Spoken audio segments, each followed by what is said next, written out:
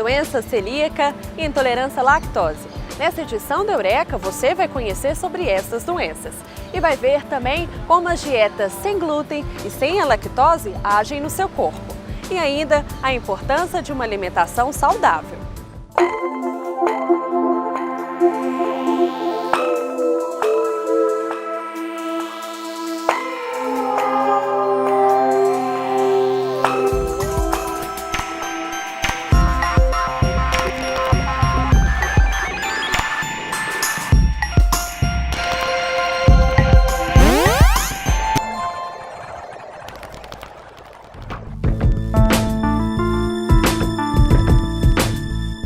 Alguns alimentos, como o leite e seus derivados, podem fazer mal para quem tem intolerância à lactose. Segundo a Organização Mundial de Saúde, cerca de 37 milhões de brasileiros têm a doença. A intolerância é a incapacidade parcial ou total de digerir a lactose, que é o açúcar do leite. A causa da doença é a deficiência da enzima digestiva lactase, produzida no intestino delgado para decompor e absorver o açúcar. A digestão se torna difícil e a lactose chega inalterada ao intestino grosso. Lá, ela é fermentada por bactérias que fabricam gases e ácido lático. No início do ano passado, esta estudante percebeu que alguma coisa estava errada. Todas as vezes que ela tomava leite, sentia náuseas e o abdômen inchado. Ao procurar um médico, descobriu que estava com intolerância à lactose. Deixei de consumir os alimentos que têm lactose e não consumo os que têm. Por exemplo, creme de leite eu não consumo mais, leite em si eu não consumo, bolo também, essas coisas eu evito, entendeu? Porque não me faz bem. Se for uma quantidade muito grande, aí eu passo muito mal. Para quem tem intolerância, os sintomas mais comuns são irritação intestinal, náuseas, gases, dor ou distensão abdominal e diarreia. Para controlar os sintomas, pessoas com intolerância à lactose têm restrições alimentares por meio de dieta ou medicamentos.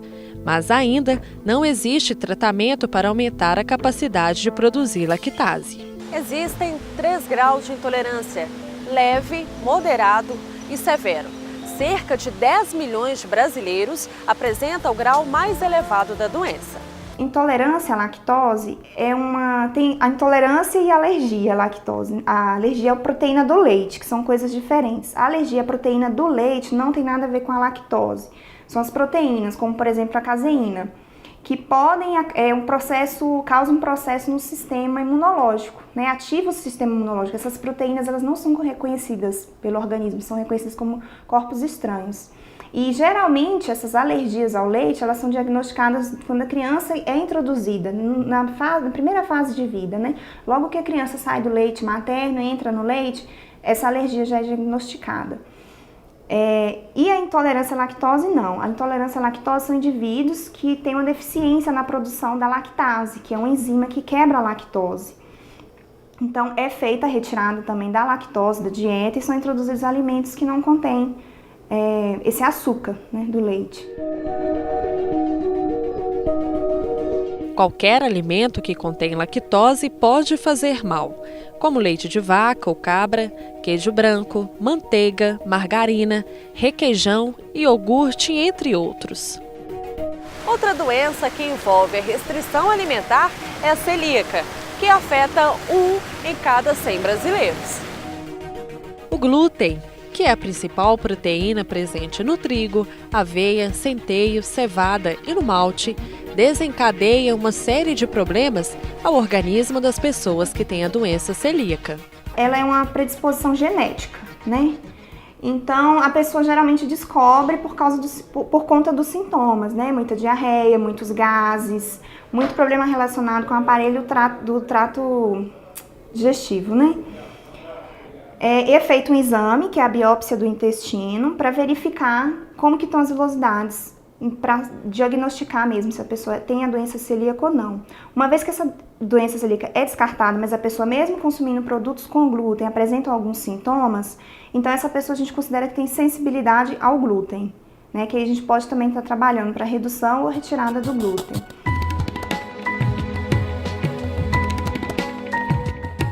Ângela desconfiava que tinha doença celíaca.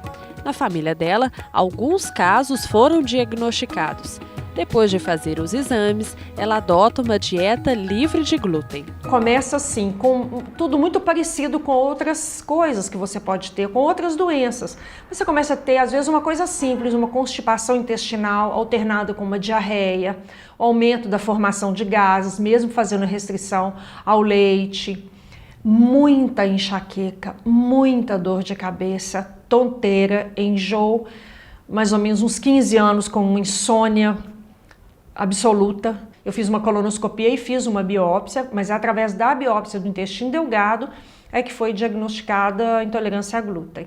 Quando a gente não conhece nada da dieta, a primeira pergunta que vem pra gente é o seguinte: o que eu vou comer? Mas como eu vou comer? E de repente a gente descobre que existe uma série de alimentos que a gente abandonou na nossa alimentação. A gente não faz a dieta isenta de glúten por modismo, a gente faz por necessidade. Eu sempre digo que a gente faz a dieta sem glúten não por opção, mas por uma condição de qualidade de vida e saúde, que é fundamental para todos. A nova moda das dietas é cortar o glúten e a lactose visando o emagrecimento. Mas o que isso pode acarretar à saúde humana em longo prazo?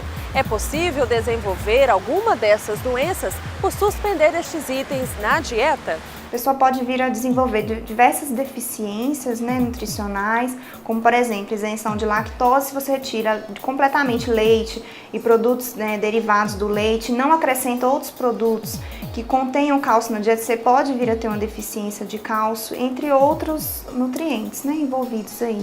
Junto com o pão, né, também, que a gente tem na dieta, o glúten, a gente tem que estar fazendo a substituição, né? Às vezes até se a pessoa fizer sem acompanhamento, ela pode até ficar sem opções, né?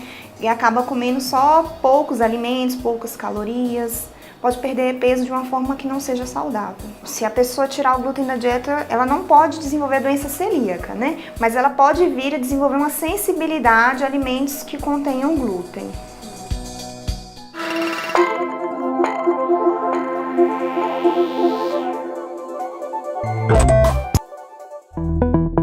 As dietas para emagrecimento, feitas sem um acompanhamento médico, podem acarretar riscos físicos e emocionais à saúde. Além de desequilibradas, elas são pouco diversificadas e as consequências podem ser várias, desde a perda muscular e óssea, chegando até em insuficiência renal. Com acompanhamento vai ser feito exames médicos periódicos, exames de sangue periódicos, para saber como que está, se teve alguma deficiência nutricional, né, com relação a essa dieta. E quando as pessoas fazem sem acompanhamento médico essa dieta da moda, elas têm aquele emagrecimento rápido, às vezes fica com muita carência nutricional, porque tira muitos alimentos da dieta, tira grupos alimentares importantes da dieta. Tatiana é adepta das dietas da moda e faz sem acompanhamento médico desde os 15 anos. Hoje, com 34 anos, ela sente um malefício na saúde. Comecei primeiro com vigilantes do peso, dieta da lua, dieta de só comer maçã, de só tomar suco, todas as dietas possíveis e imagináveis. E em função disso, eu acabei chegando a um ponto de que eu estava com colesterol alto, que eu ficava muito fraca, né? Porque existem várias dietas hoje em que a base delas é a questão de você ingerir só proteína. Eu fiz um regime há uns 4 anos atrás, um regime que eu fiz até direitinho, sabe? Só que a base dele era comer biscoito de água e sal. Então, de manhã, 2 biscoitos de água e sal, na hora do café, 2 biscoitos de água e sal, ceia, 2 biscoitos de água e sal. E o biscoito de água e sal, ele aumentou meu colesterol. Então, você emagrece, mas a sua saúde não quer dizer que ela está acompanhando esse emagrecimento.